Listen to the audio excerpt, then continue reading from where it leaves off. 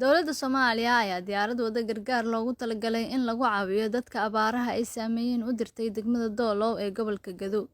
Agaasimaha Hay'adda Maareynta Musiibooyinka Qaranka Maxamuud Macalin Cabdulle ayaa ka warbixiyay deeqda gargaar ee loo diray degmada Doolow. Joognaa waa mar kale iyo garoonka Aadan Cabdulle Aadan Cadde oo aan uga sii socono Jubbaland maamul goboleedka Jubbaland qaasatan gobolka Gadow degmada Doolow. runtii waxaan rabnaa oo maanta wadnaa raashin gargaar oo ay noogu deeqeen walaalahayna Jayna oo aan rabno inaan halkaasi kaga bilowno. raashinkan wuxuu gaari doonaa gobolada oo dhan qaasatan goboladii runtii oo raashinkii hore ee imaaraadka oo gaarin oo sida Jubbaland iyo Puntland Somaliland Galmudug intaas u badnaanaya koonfur galbeedina waa heli doontaa iyo gobolka Banaadir iyo Hirshabeelle laakiin maadaama ay raashimadii horeentood ay u badnaayeen waxaan rabaa inaan halkaan uga mahad celiyo runtii ummadda Soomaaliyeed oo runtii garab istaagtay xilli adag xilligiina la magacaabay waxay xaaladdu malaysa xaalad xun oo runtii meelaha qaarkood majaaca laga baqay waxa Ilaahay mahadiisa 40 maalmood iyo 40 iyo xoogo maalmood ka bacdi oo aan magacaabanahay in aysan xaaladii la dhahay majaaco ay meesha ka baxayso laakiin aan wali ku daba jirno inaan dadkeenna u kaalmayno waxa Ilaahay mahadiisa karanto inay roobab noo bilowdeen waxaan rabaa halkaan inaan uga mahad celiyo runtii tiimkii dedicated-ka ahay oo hay'adda maareynta musiibooyinka qaranka oo runtii shaqo culus xilliga adkeed qabtay waxaan rabaa halkaan inaan uga mahad celiyo madaxweynaha Jamhuuriyadda Federaalka Soomaaliya oo runtii mar kasta ay dhiirigelin iyo garab istaagna la garab istaagnay waxaan rabaa halkaan inaan uga mahad celiyo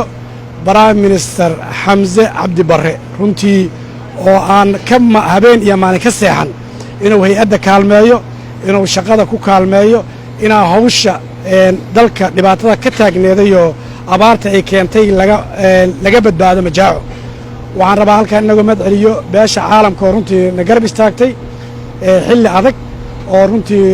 garab istaag weyn oo muujisay waxaan idin sheegaynaa xaaladdu weli sidii khatar way jirtaa waxaan laakiin Ilaahay ka rajaynaynaa in roobka noo bilowday Ilaahay uu noo barakeeyo oo aan mataqaanaa